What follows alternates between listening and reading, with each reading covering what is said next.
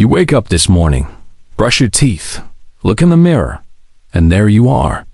The same person who went to bed last night. The same person who made choices yesterday, who carries memories from childhood, who has plans for tomorrow. You are you. This feels undeniable, doesn't it? But what if I told you that this most basic assumption about your existence might be completely wrong? The question of whether the self is real has puzzled philosophers for thousands of years. In the 6th century BCE, the Buddha taught his followers about anatta, the doctrine of no self. He claimed that what we think of as our permanent, unchanging identity is actually an illusion. Fast forward to today, and neuroscientists are arriving at a remarkably similar conclusion. In 2024, research from leading neuroscience institutions continues to support what psychologist Bruce Hood calls the self-illusion. According to current brain science, everything we experience is actually a figment of our imagination, including our sense of being a continuous, unified person. The philosopher Daniel Dennett puts it bluntly: our conception of a self is an illusion created by our experience of the world.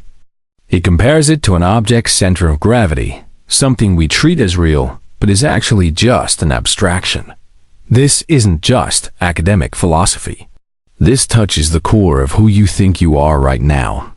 As you listen to these words, Buddhism identifies what it calls the 5 skandhas, the components that create the illusion of selfhood: form, sensation, perception, mental formations, and consciousness.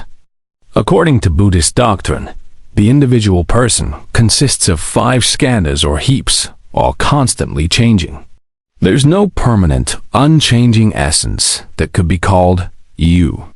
This teaching was so radical that Buddha didn't teach anatta to lay people, thinking it might be too confusing. The concept centers on the idea that there is no consistent self. The belief that we are the same person from one moment to the next, or 1 year to the next, is considered a delusion. Now, neuroscience is catching up. When scientists study the brain, they find no single location where the self resides. There's no self-norm or identity center. Instead, what we call the self appears to be a construction, a story our brain tells itself by integrating various neural processes. University of British Columbia researchers have verified the Buddhist belief of anatta, or not self.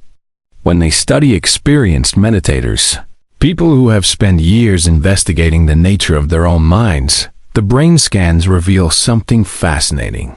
The default mode network, the brain circuit associated with self-referential thinking, shows dramatically reduced activity. Think about your own experience. Can you find this self you're so sure exists?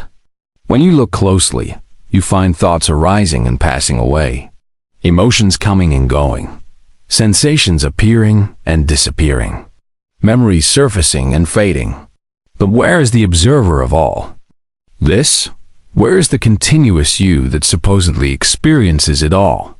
The more closely you look, the more elusive this self becomes. You start to wonder if you've been chasing a ghost your entire life. Here's where it gets really interesting, and where both Buddhism and neuroscience take an unexpected turn. If the self is an illusion, you might think this leads to nihilism or despair. After all, if you don't really exist, what's the point of anything? But both traditions arrive at the opposite conclusion.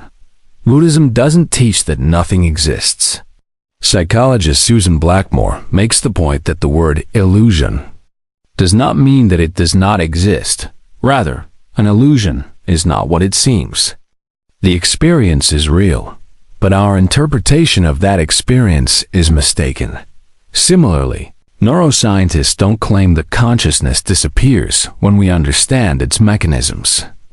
As neuroscience researcher Evan Thompson says, the brain and the body work together to create our sense of experience, even if that experience doesn't match our assumptions about having a fixed, separate self. The twist is this: Recognizing the illusion of self doesn't diminish your experience. It enhances it. When you stop defending a self that was never there in the first place, something remarkable happens. The boundaries between you and the world begin to soften.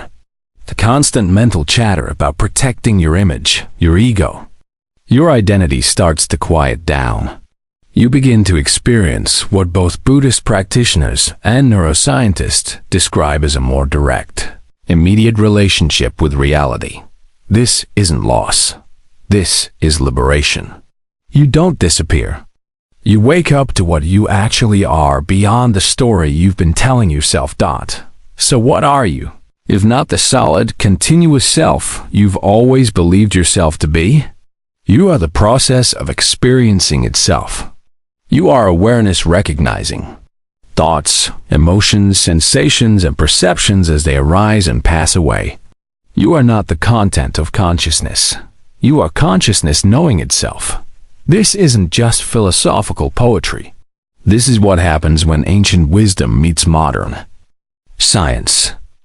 Both point to the same liberating truth. The prison of separate selfhood that causes so much human suffering is made of concepts, not concrete walls. When you truly grasp this, something shifts. The desperate need to defend your image relaxes. The fear of death loses some of its grip because what you thought could die was never born in the first place. The loneliness of feeling isolated inside your head gives way to a recognition of your fundamental interconnectedness with everything around you. This doesn't mean your personality disappears or that your unique perspective doesn't matter. It means you stop mistaking the wave for something separate from the ocean. The next time you look in the mirror, try this. Instead of seeing a solid, separate self staring back at you, see if you can recognize the awareness that's looking, not the reflection, but the looking itself.